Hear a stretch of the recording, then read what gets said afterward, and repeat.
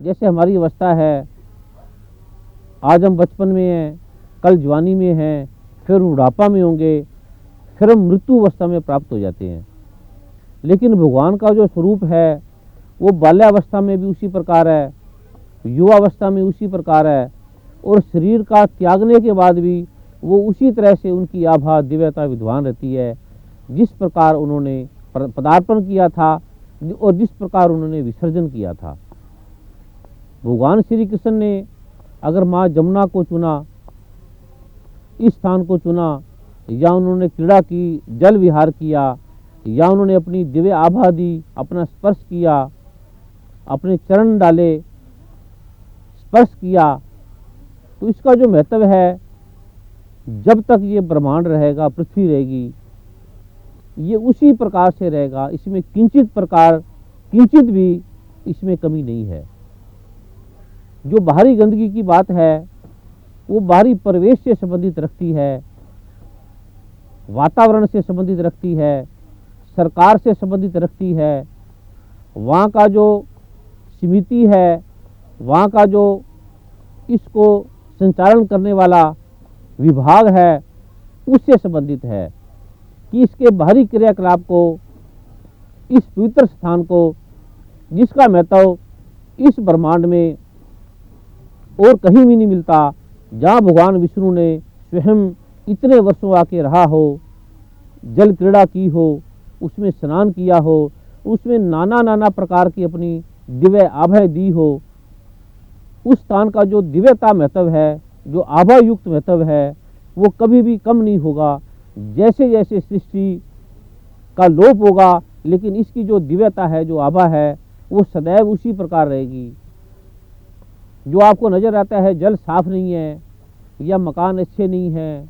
या लोग इतने शुद्ध नहीं हैं, लोग गरीब हैं, उनको खाने का नहीं पता, उन्हें पहनने का नहीं पता, उन्हें भाषा का नहीं पता, उनके पास शिक्षा नहीं है, उनके पास धन की कमी है, गरीबी है, ये जो बाहरी वातावरण है, ये भगवान की जो दिव्यता से संबंधित नहीं है। आज जगत में आप जो भी बड़े बड़े अमीर या साधन संपन्न या सुंदर व्यक्तित्व के स्वामी व्यक्तियों को देखोगे तो उनके अंदर कितनी गरीबी है, उनके अंदर कितनी पीड़ा है, उनके अंदर कितना दुख है, वो कितने रोगों से पीड़ित हैं, कितने आक्रांत हैं, कितने क्लेश कर रहे हैं, कितने वैमनस्य झगड़े पैदा कर रहे हैं। ये उनके बाहरी रूप को देखने से नहीं पता लगता, लेकिन उनके अंतर का जो अंतर्द्वंद है वो स्पष्ट प्रतीत होता है। तो ये जो बाहरी प्रारूप आपको नजर आ रहा है जमुना का, ये यहाँ का जो विभाग है ये उसके करके है। अगर विभाग चाहे, यहाँ के मिनिस्टर चाहे, मुख्यमंत्री चाहे, प्रधानमंत्री चाहे, राष्ट्रपति चाहे, विभागाध्यक्ष चाहे, तो इसके प्रारूप को सुंदर बना सकते हैं, स्वच्छ बना सकते हैं। अगर इसकी जो बाहरी स्वच्छता है उसको स्वच्छ नहीं बनाया जा रहा तो निश्चय ही ये कमी है, हमारे भारतवर्ष का बहुत बड़ा दुर्भाग्य है जो इस पर ध्यान नहीं दिया जा रहा। हम देश में और अन्य चीज़ों पर ध्यान दे रहे हैं, इंडस्ट्री पर ध्यान दे रहे हैं,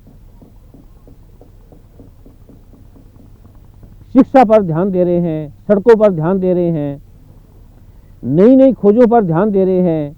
जिसका हमें जीवन में दुख के अलावा हमारे हाथ में कुछ नहीं आएगा। हमें उसका अनुभव होगा, उससे हमारी जो जीवन में समृद्धि बढ़ेगी, लेकिन उसके साथ साथ हमारे जीवन में दुख का जो प्रादुर्भाव है, दुख भी हमारे जीवन में बढ़ेगा। सुख का जो स्रोत है, जहाँ भगवान ने विचरण किया था, जब कोई व्यक्ति यहाँ आता है, उसे देखता है, इसमें स्नान करता है, इसकी आभा से युक्त होता है, तो उसके हृदय में इतनी शांति होती है, क्योंकि जहाँ भगवान ने विचरण किया हो वहाँ भगवान का जो आभा मंडल है, आरा मंडल है, दिव्यता है, वो कभी भी समाप्त नहीं होती, वो उसी प्रकार से रहती है जिस प्रकार ये अपने युग में थे। अगर कोई व्यक्ति अपनी आंखों से देखना चाहेगा तो ये आंखों का विषय नहीं है, दिव्यता का विषय है। दिव्य चक्षु से ये प्राप्त होता है। यहाँ पर व्यक्ति जमुना के स्थान पर आके अगर कोई माँ जमुना का ध्यान करके, भगवान गणपति का ध्यान करके, भगवान श्री कृष्ण का, माँ राधा का स्मरण करता है, जाप करता है, आराधना करता है, तो आप ये जानकर हैरान होंगे कि जो व्यक्ति साधना अपने घर में करता है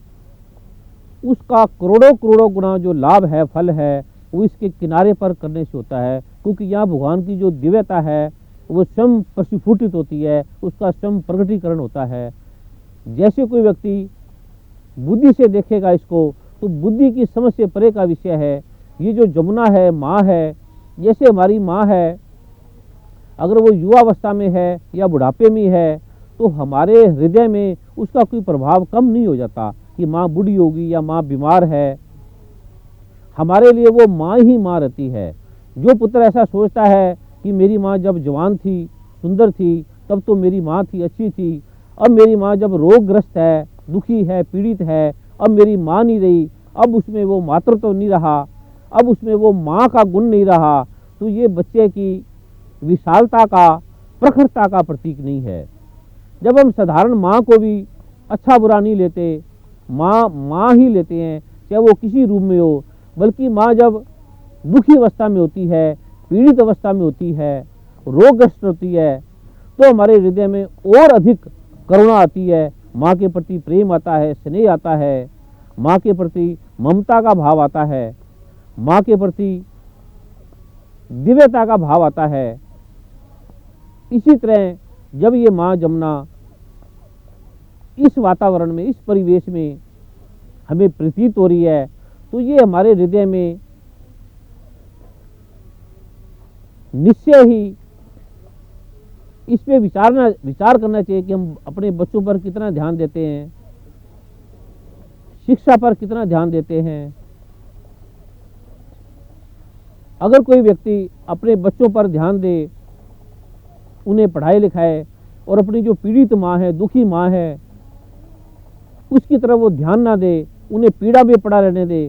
तो वो बच्चों की जो शिक्षा है,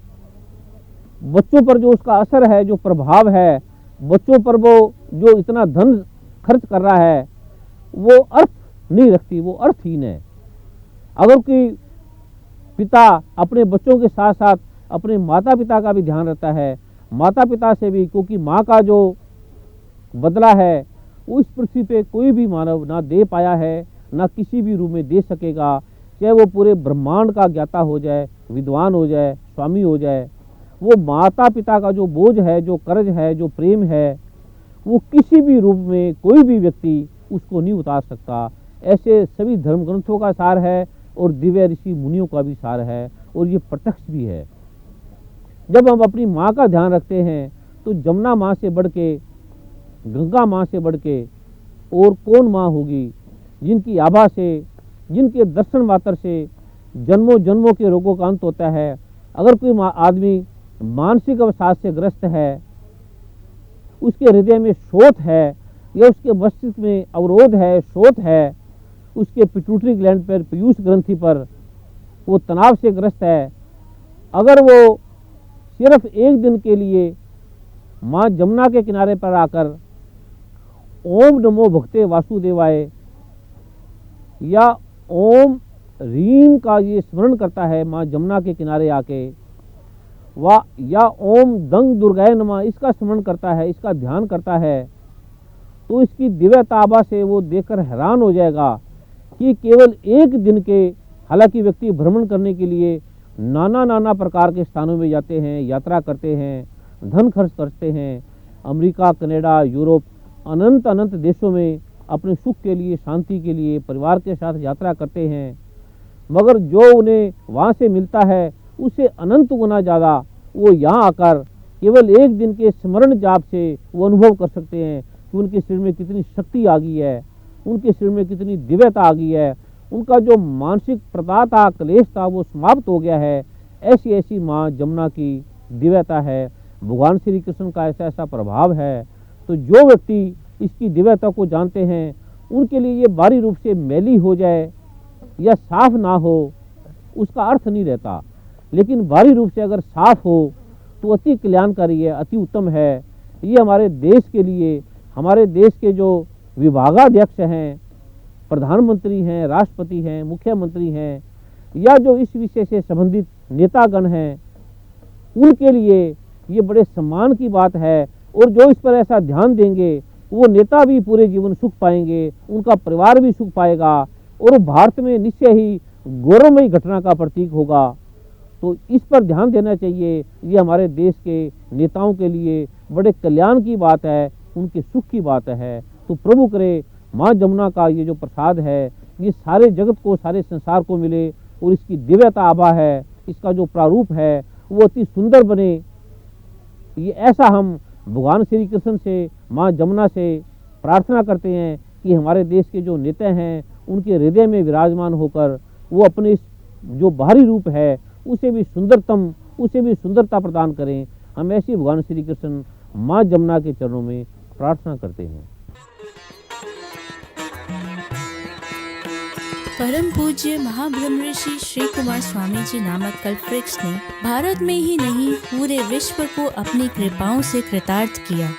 वेदों के शास्त्रोक्त बीज मंत्रों के प्रभाव को देश विदेश के बुद्धिजीवियों ने भी स्वीकारा। 2 मई 2011 को यूएस के न्यूयॉर्क सीनेट ने निर्विरोध प्रस्ताव पारित करके परम पूज्य महाब्रह्म ऋषि श्री कुमार स्वामी जी को सम्मानित किया।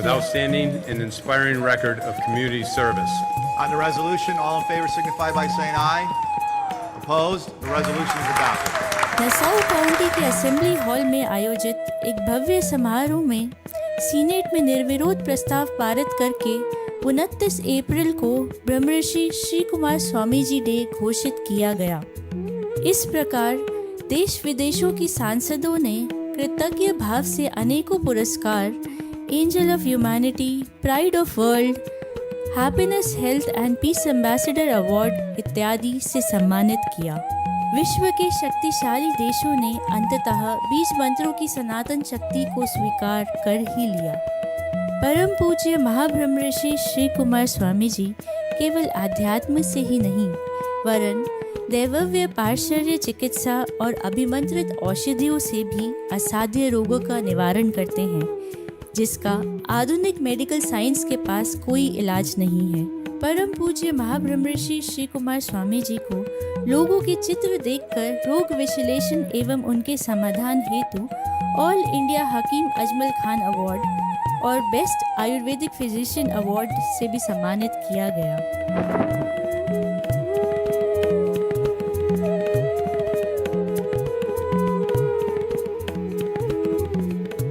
यह आश्चर्यजनक अद्भुत सत्य है कि केवल चित्र देखकर रोगों और समस्याओं के विषय में न केवल बताना बल्कि सहज सरल साक्षात समाधान करना। वर्ष 2002 में आस्था चैनल में प्रसारित कार्यक्रम आयुर्विज्ञान के रहस्य में महाब्रह्म ऋषि श्री कुमार स्वामी जी ने 21 वर्ष पहले ऐसा प्रत्यक्ष करके पूरे विश्व को आश्चर्यचकित किया था। यह कार्यक्रम उस समय सबसे अधिक लोकप्रिय कार्यक्रमों में एक कार्यक्रम माना गया था। आपकी बारंबार की मांग पर इस कार्यक्रम के मुख्य अंश YouTube में प्रसारित किए जा रहे हैं।